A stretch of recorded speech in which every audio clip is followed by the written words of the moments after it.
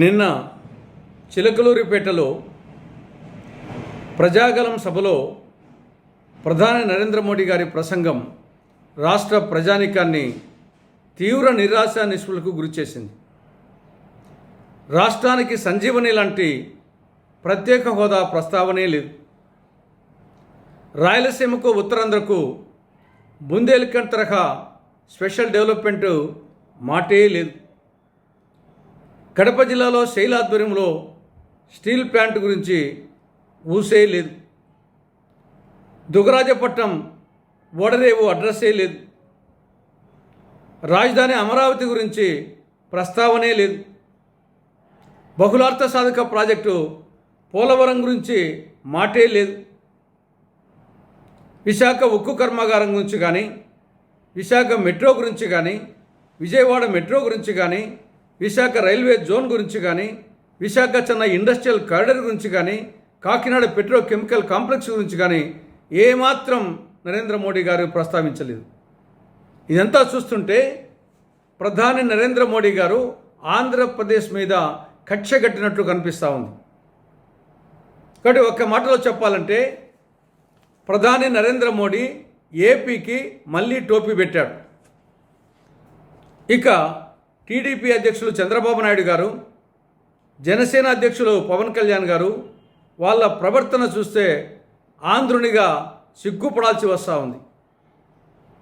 బీజేపీకి ఈ రాష్ట్రంలో ఒక ఎమ్మెల్యే లేడు, ఒక ఎంపీ లేడు. కేంద్రంలోని బీజేపీ ప్రభుత్వం ఈ రాష్ట్రానికి తీరని ద్రోహం, మోసం, అన్యాయం చేసింది. అటువంటి పరిస్థితుల్లో నిన్న ప్రజాగలం సభలో చంద్రబాబు నాయుడు గారు, పవన్ కళ్యాణ్ గారు మోడీని పొగడ్తలతో ముంచెత్తారు. ఒకరికంటే ఒకరు మించి పొగిడారు. చంద్రబాబు నాయుడు చెక్కభజన్ నాయుడుగా, పవన్ కళ్యాణ్ భజన్ కళ్యాణ్గా మారిపోయారు. మోడీ గారి భజనలో ఇద్దరు తరించిపోయారు, తాదాత్మ్యం చెందారు. మోడీ అంటే సంక్షేమం అట, మోడీ అంటే అభివృద్ధి అట, మోడీ అంటే ఆత్మగౌరవం అట. కానీ వాస్తవంగా మోడీ అంటే మోసం, మోడీ అంటే ద్రోహం, మోడీ అంటే అన్యాయం. కానీ అది చెప్పకుండా రివర్స్లో చెప్పాడు చంద్రబాబు నాయుడు గారు. నిన్న ఓవరాల్గా ప్రజాగలం మీటింగ్ చూస్తే బీజేపీ త్రికోణ ప్రేమ వ్యవహారం స్పష్టంగా కనిపిస్తూ ఉంది. జగన్ గురించి పల్లెత్తు మాటం లేదు. అటు టీడీపీ జనసేనతో డ్యూయట్ పాడుతోంది, అటు పరోక్షంగా వైకాపా పార్టీతో జగన్తో డ్యూయట్ పాడుతూ ఉంది బీజేపీ.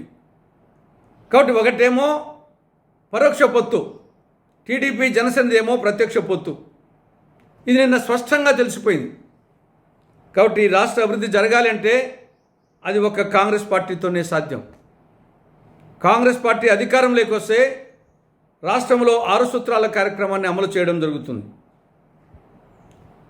వ్యవసాయ రుణాల మాఫీ, ఇందిరమ్మ అభయం పథకం పేద కుటుంబాలకు అమలు చేయడం, మహిళలకు మహాలక్ష్మి పథకం అమలు చేయడం, రాష్ట్రానికి సంజీవన్ లాంటి ప్రత్యేక హోదా తెప్పించడం, రాయలసీమకు ఉత్తరాంధ్రకు స్పెషల్ డెవలప్మెంట్ ప్యాకేజ్ అమలు చేయడం, 6వ సూత్రం కింద విభజన చట్టంలో పేర్కొనబడి అపరిష్కృతంగా ఉన్న అన్ని సమస్యలను పరిష్కరించడం జరుగుతుంది.